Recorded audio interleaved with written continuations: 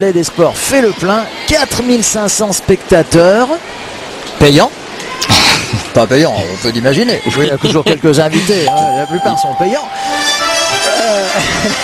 Et 42 pays qui participent, ce qui en fait vraiment un record. La gymnastique trouve ici vraiment toute sa dimension internationale.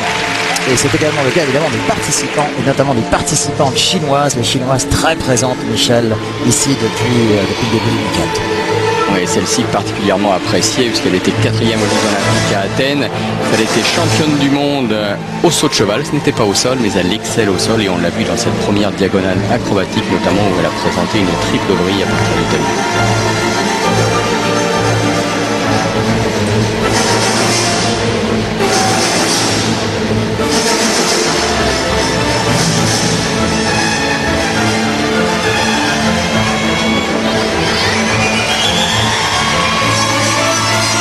Ici cette diagonale. Oui, belle amplitude sur cette brise, salto arrière corps carté, parfaitement bien exécuté.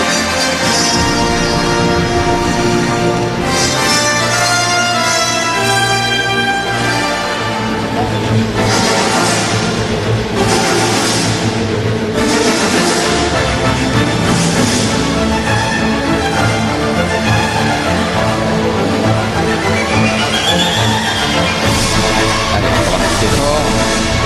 Double brille et demi. Et voilà. Saint-Michel donc pour la Chine, la représentante de l'Empire du Milieu là, qui en termine sous les hurrahs de la foule. Vraiment, les spectateurs lyonnais ont répondu vraiment présents à ce prestigieux rendez-vous et on ne peut vraiment que s'en réjouir. Regardez, les travées sont pleines. Et donc cette jeune chinoise est un petit peu plus âgée que la concurrente espagnole vue précédemment, 17 ans. L'âge minimum de participation est 16 ans dans l'année de la compétition, puisque c'est une compétition officielle de la Fédération internationale de gymnastique.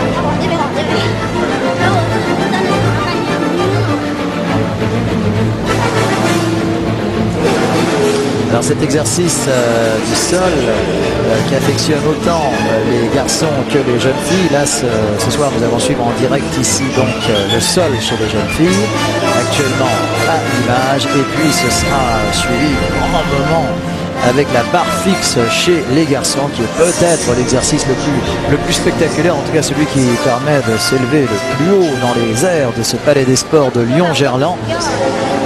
Les exercices, souvent Michel, nos téléspectateurs nous demandent quels sont les plus difficiles. Alors je ne vais pas dire les plus faciles parce qu'aucun n'est facile sauf pour vous. C'est un très grand champion.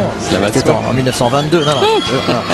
Mais vous, Michel, on peut peut-être différencier les agrès d'équilibre avec les agrès de force. Absolument, c'est la différence essentielle. Peut-être des agrès difficiles sont peut-être un petit peu plus délicats à réaliser en compétition parce que il faut appel à la maîtrise parfaite et donc un tout petit peu de stress rend l'exercice plus difficile et plus aléatoire.